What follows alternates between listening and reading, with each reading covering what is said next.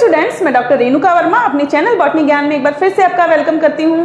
आज हम कुछ एमसीक्यूज के बारे में बात करेंगे जो प्लांट डिजीज से रिलेटेड है। ये जो एमसीक्यूज हैं ये वो एमसीक्यूज हैं जो आरपीएससी असिस्टेंट प्रोफेसर बॉटनी की पेपर फर्स्ट की यूनिट सेकंड के पॉसिबल एमसीक्यूज हैं जो एग्जाम में आ सकते हैं। तो कुछ एमसीक्यूज मैं अपने हिसाब से लेकर आई हूँ, जो मुझे इंपॉर्टेंट लगे वो मैं लेके आई हूँ। अगर आपको लगता है कि उस यूनिट से और भी कोई पॉसिबल एमसीक्यूज हो सकते हैं तो आप जो है मुझे कमेंट बॉक्स में बता सकते हैं। तो टॉपिक स्टार्ट करने से पहले अगर आप मेरे चैनल पर नए हैं तो प्लीज मेरे चैनल को सब्सक्राइब करना ना भूलें और बेल बटन दबाकर नोटिफिकेशन जरूर स्टार्ट करें। और अगर आपको मेरे वीडियोस हेल्पफुल लगते हैं तो उन्हें लाइक एंड शेयर जरूर करें और अपने वैल्यूएबल कमेंट से मुझे मोटिवेट करते रहें। तो स्टार्ट करते हैं आज का topic, MCQ on plant diseases. ठीक है, तो सबसे पहला जो क्वेश्चन है वो है which one is an example of the non parasitic disease, यानी कि इनमें से कौन सा एक ऐसा उदाहरण है जो अपरजीवी रोग का है।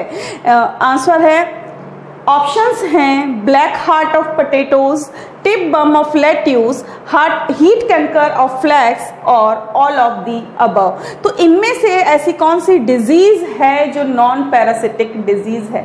नॉन पैरासिटिक डिजीज क्या होती है इसके बारे में डिटेल में मैं अपना लेक्चर बना चुकी हूँ, फिर भी थोड़ा सा आपको आइडिया दे दूँ। ये वो डिजीज होती है जिसमें पैरासाइट का इन्वॉल्वमेंट नहीं होता और बेसिकली ये जो डिजीज है वो एनवायरमेंटल कंडीशंस पर बेस्ड होती है। तो इसका जो आंसर है वो है ऑल ऑफ दी अबव। देखिए, ब्लैक हार्ट ऑफ पोटैटोज जो है वो ऑक्सीजन की कमी की वजह से होता है। टिप बम ऑफ लेट्यूस जो है ये कोल्ड स्टोरेज में रखने पर होता है। और हीट कैंकर जो है बहुत ज़्यादा जब टेम्परेचर बढ़ जाता है तो उस समय हो जाता है। तो ये तीनों ही जो डिजीज़ हैं ये तीनों डिजीज़ एनवायरमेंटल कंडीशंस के कारण हो रही है। इनमें पैरासाइट का कोई इन्वॉल्वमेंट नहीं है, इसलिए ये नॉन पैरासिटिक डिजीज़ है। नेक्स्ट है which one is facilitates interaction between pathogen and host and also increase the surface area of contact with host, यानी कि निम्न में से वो कौन सी इंटरेक्शन या प्रतिक्रिया है जो होस्ट और पैथोजन के बीच में जब बनती है, डेवलप होती है, तो होस्ट के ऊपर अपने सरफेस एरिया को बढ़ाती है। तो वो है ऑप्शंस हैं A adhesion, B penetration, C colony formation and D none of the above. तो इसका जो आंसर है वो है एडहेशन, यानी कि जब एडहेशन होता है तो होस्ट जो है वो और उसके और पैरासाइट के बीच में इंटरेक्शंस होती हैं जिसकी वजह से पैरासाइट को होस्ट के ऊपर सरफेस अधिक मिलती है और वो ज़्यादा अच्छे से उसको इन्फेक्ट कर पाता है। तीसरा है which structure of host surface facilitates germination of pathogen propagules, यानी कि निम्न में से कौन सी संरचना है जो होस्ट की सरफेस पर पाई जाती है और पैथोजन के प्रोपग्यूल या स्पोर्स को जर्मिनेट करने में हेल्प करती है। Option A wax present in cuticle, B wound in epidermis, C stomata in epidermis and D none of the above, यानी कि क्यूटिकल में उपस्थित वैक्स, बाह्य त्वचा पर उपस्थित घाव और बाह्य त्वचा पर उपस्थित रंध्र या इनमें से कोई नहीं। तो इसका जो आंसर है वो है वैक्स। तो क्यूटिकल में जो वैक्स प्रेजेंट होती है वो पैथोजन प्रोपग्यूल्स या उसके जो स्पोर्स होते हैं उनको जर्मिनेशन में हेल्प करती है। नेक्स्ट क्वेश्चन है viruses are usually introduced directly through the plant cells by insect natural opening and wounding site.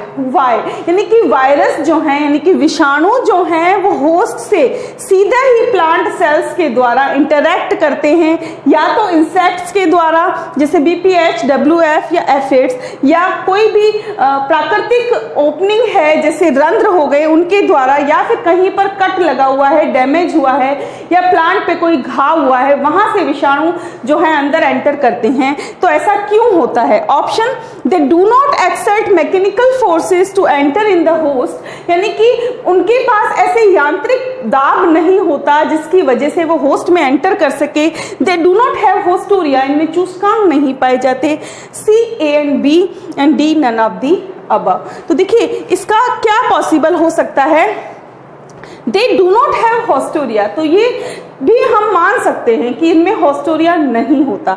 लेकिन जब हम विषाणु की बात करते हैं तो यहाँ पर जो पॉइंट आता है वो पॉइंट है कि ये दोनों ही पॉइंट जो हैं वो सही हैं। क्यों? क्योंकि उनके पास मैकेनिकल फोर्स लगाने के लिए भी कुछ नहीं होता और साथ ही साथ उनमें हॉस्टोरिया या चूसकांग भी नहीं होते। तो इसका आंसर है C, A and B. Next question है tabtoxin is produced by which bacterium, यानी कि निम्न में से किस जीवाणु द्वारा टेबटॉक्सिन जो है वो प्रोड्यूस होती है। A Pseudomonas tabaci, B Pseudomonas syringae pv tabaci, C Pseudomonas syringae and D none of the above. देखिए तीनों ही आंसर तीनों ही ऑप्शंस जो हैं वो कंफ्यूजिंग हैं, लेकिन आप इन दोनों ऑप्शंस पे ना जाएं क्योंकि ये जो नाम हैं वो दोनों ही अधूरे हैं। जो कंप्लीट नेम है वो है स्यूडोमोनास सिरिंजी पीवी टेबेकाई। ये वो बैक्टीरिया है जिसके द्वारा टेबटॉक्सिन जो है वो प्रोड्यूस होती है। नेक्स्ट फंगस है which fungus produce gibberellins in foolish seedling disease of rice, यानी कि चावल की जो फूलिश सीडलिंग डिजीज होती है जिसमें चावल के पौधे की लंबाई बहुत ज्यादा बढ़ जाती है, तो उस रोग में कौन सा कवक जो है जो जिब्रेलिन का फॉर्मेशन करता है। ऑप्शन है A Pseudomonas Gibberella, B फ्यूजिकोराई Gibberella, C Gibberella फ्यूजिकोराई और D all of the above. ये भी कंफ्यूजिंग है क्योंकि तीनों में ही जिब्रेला नाम आ रहा है, लेकिन जो इसका राइट आंसर है वो है सी जिब्रेला फ्यूजिकोराई। ये जो है राइस में इस डिजीज के अंदर जिब्रेलिन का इतना ज्यादा प्रोडक्शन करता है कि पौधे की जो लंबाई है वो बहुत ज्यादा बढ़ जाती है। नेक्स्ट है which includes in histological defence barrier, यानी कि इनमें से कौन सा है जो हिस्टोलॉजिकल डिफेंस बैरियर के रूप में, अवरोधक के रूप में होता है। A cork layer, B abscission layers, C tylosis formation and D all of the above. तो इनमें से कौन सा ऑप्शन जो है वो सही हो सकता है। ज्यादातर जब भी ऑल ऑफ दी अबव लिखा होता है तो हमें लगता है कि इसका जो आंसर है वो यही होगा, पर क्या इसका ये आंसर सही है? तो जैसा कि ज्यादातर केस में होता है ठीक उसी तरीके से इसमें भी ये आंसर जो है वो सही है। तो कॉर्क लेयर, एब्सिसिन लेयर और टाइलोसिस फॉर्मेशन ये तीनों ही जो हैं हिस्टोलॉजिकल डिफेंस के अंदर आते हैं। इसके बाद नेक्स्ट है from which process plants and trees produced gum, यानी कि निम्न में से किस प्रक्रिया द्वारा जो पादप हैं या जो वृक्ष हैं वो गोंद का निर्माण करते हैं। Option A gummosis, B gum formation, C gummosis and D gumming. देखिए जो प्रक्रिया है उसको गमोसिस कहा जाता है, लेकिन यहाँ पर गमोसिस भी दो है, ए एंड सी। इनमें से सही कौन सा है? तो यहाँ पर हम स्पेलिंग पे ध्यान देंगे। इसकी जो स्पेलिंग है वो होती है GUMMOSIS, यानी कि गमोसिस वो प्रक्रिया है जिसके द्वारा पौधे जो हैं वो गोंद का निर्माण करते हैं।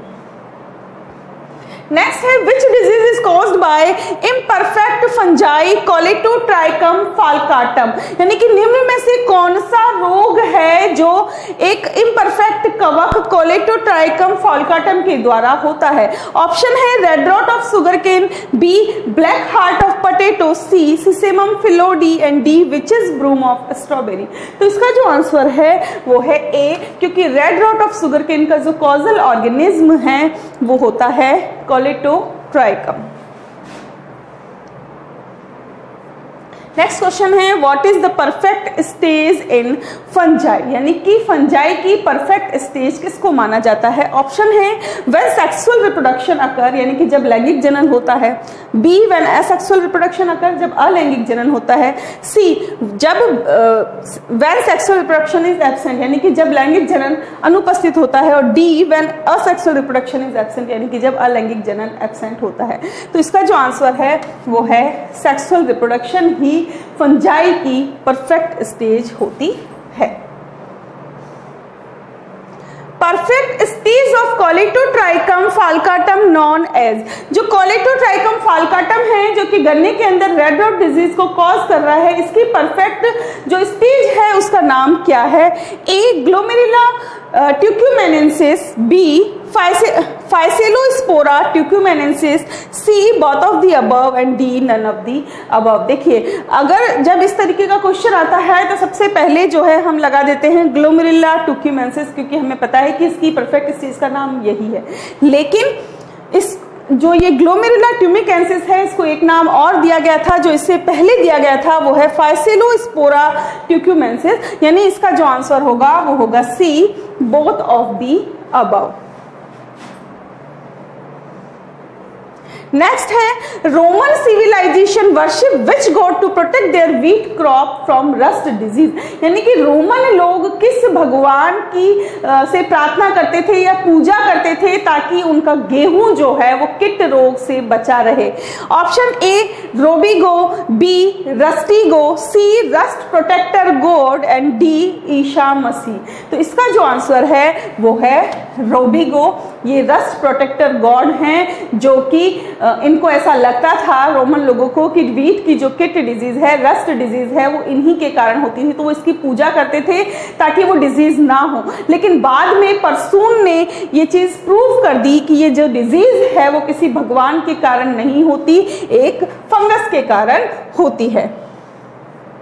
नेक्स्ट है which one is scientific name of रोली डिजीज और रतुआ डिजीज। यानी कि इनमें से कौन सा नाम जो है वो रोली और रतुआ रोग का वैज्ञानिक नाम है? Option A stem rust of wheat, B red rust of tea, C head smut of bajra and D red rot of sugarcane. तो इसका जो आंसर है वो है स्टेम रस्ट ऑफ व्हीट। यानी कि गेहूं का जो स्टेम रस्ट रोग जो होता है, डिजीज जो होती है, उसको इंडिया के अंदर रोली या रतुआ रोग कहते हैं।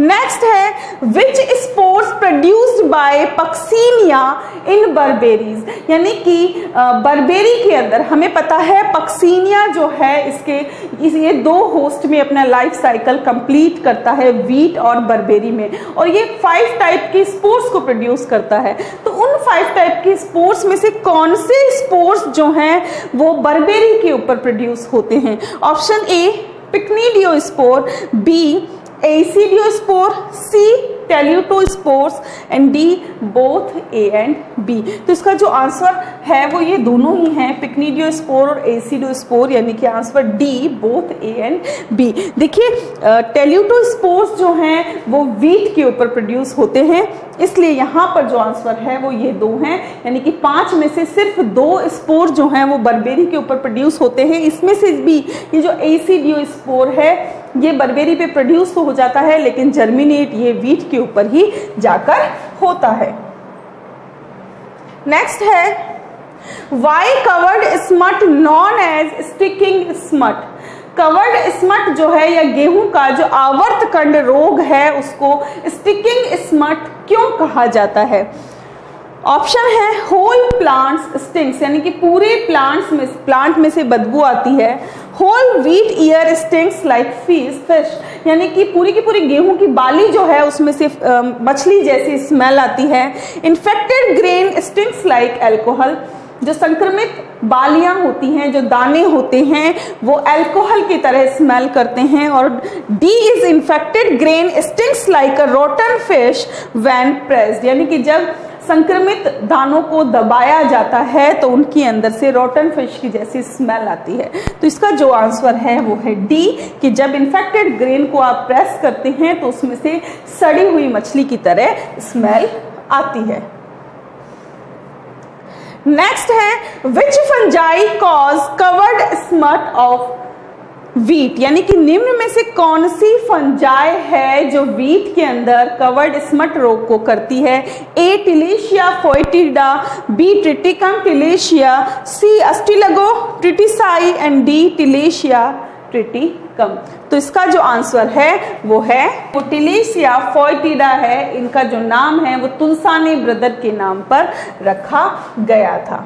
नेक्स्ट जो क्वेश्चन है वो है why infected grains stings like decaying fish in covered smut of wheat, यानी कि वीट के गेहूं के आवर्त कंड रोग में जो संक्रमित दाने हैं वो सड़ी हुई मछली की तरह क्यों उनमें स्मेल आती है।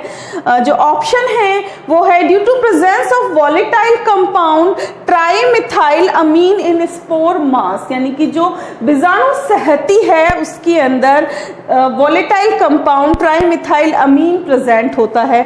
B due to presence of alcohol in infected grain, यानी कि इन्फेक्टेड ग्रेन में अल्कोहल उपस्थित होता है।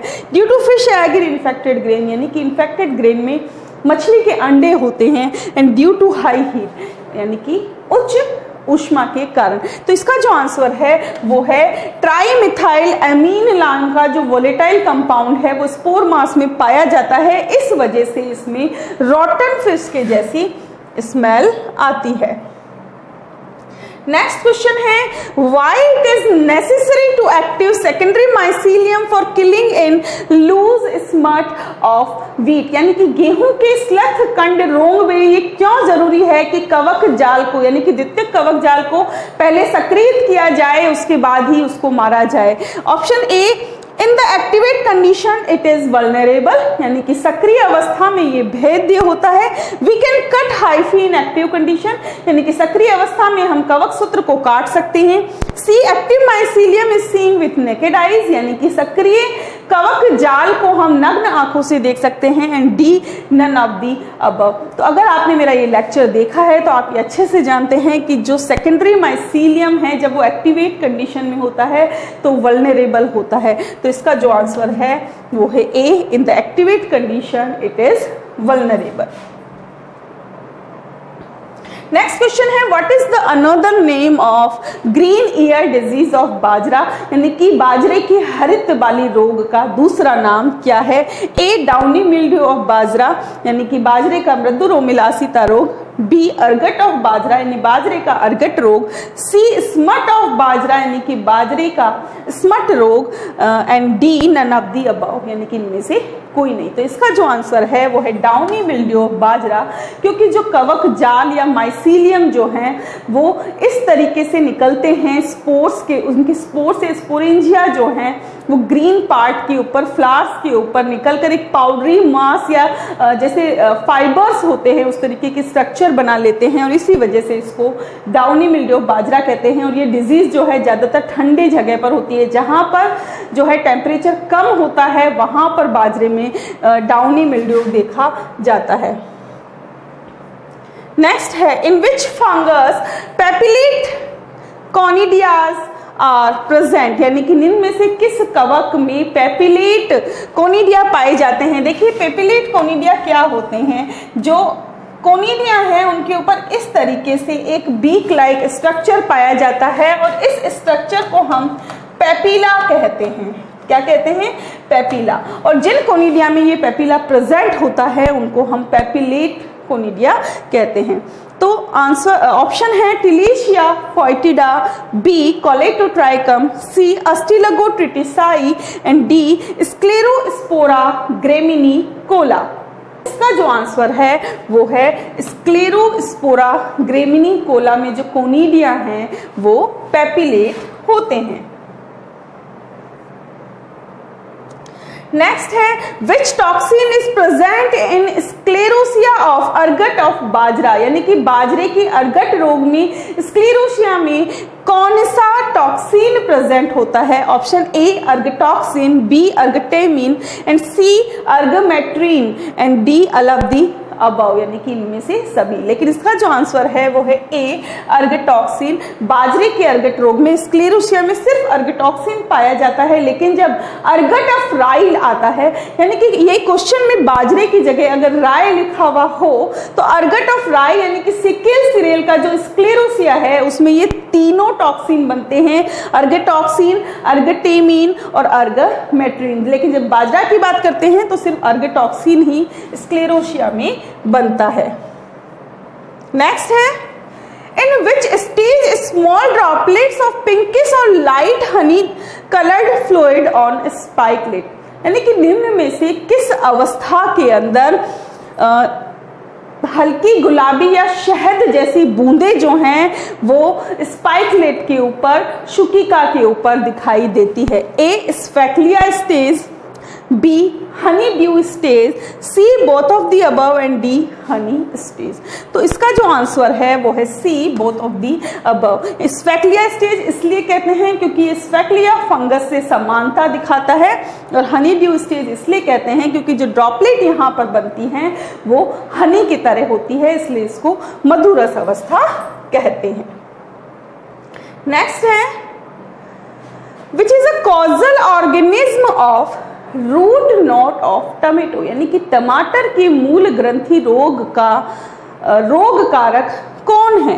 A bacteria, B fungus, C nematode and D virus.